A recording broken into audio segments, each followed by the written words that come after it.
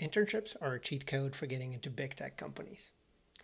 If you're anything like me and taking a traditional 4-year degree route to become a software engineer, I highly recommend that you put effort into securing as many internships as you can get and attend every career fair your school has to offer. I have done 3 internships in total, 2 which were over the summers, and 1 was in the fall where I had to take a semester off to do the internship. No regrets, and I wouldn't hesitate to delay my graduation date again to do the same thing. Internships are a low risk for the company because interns are generally getting lower compensation, less benefits, and less chance of negatively affecting the team. Let's think about this from an engineering manager's perspective. Imagine that you're running a software team at a company.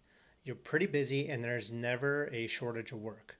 You're managing the pressure from the above to get things done while also navigating the individual engineers on your team.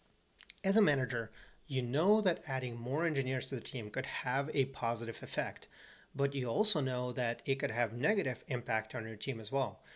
If you make a wrong hire, the productivity and team happiness can actually go down, and then you have to deal with letting that person go, which happens to also look bad on you as a manager since you've made a bad hiring decision.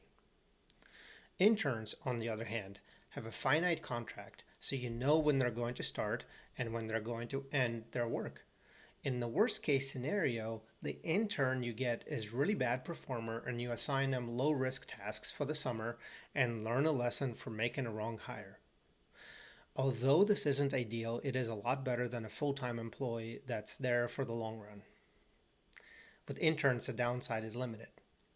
The upside, however, is almost unlimited. If the intern turns out to be a great performer, they can really put a dent in a backlog of tasks at a much lower cost than a full-time engineer. Once you know the intern, if they're a good fit, you can work on extending them a return offer, which is going to be low stress and low risk, since the team already knows that person and you know how they work. You could think of internships as an extended job interview. This means that the actual interview does not have to be as involved. Now, this doesn't mean that the interview will be easy. In fact, it may be just as hard as any other interview process for a full-time hire. You may actually see exact same questions and have exact same amount of time to complete the problems presented to you. However, you may experience less interview rounds and your interviewers will likely be much more forgiving in their evaluation of your performance. The interviewer knows that an applicant looking for an internship usually has little to no industry knowledge and little to no experience to draw from. In many cases, interns will receive returning offers, which makes future job hunt a lot more relaxed. If you do not get a return offer, the experience you've gained will still be very valuable. It is my biased opinion that internships are the best way to get into a tech company. Return offer following an internship is how I got my first software engineering role. I hope this helps you, and I will see you in my next video discussing career fairs.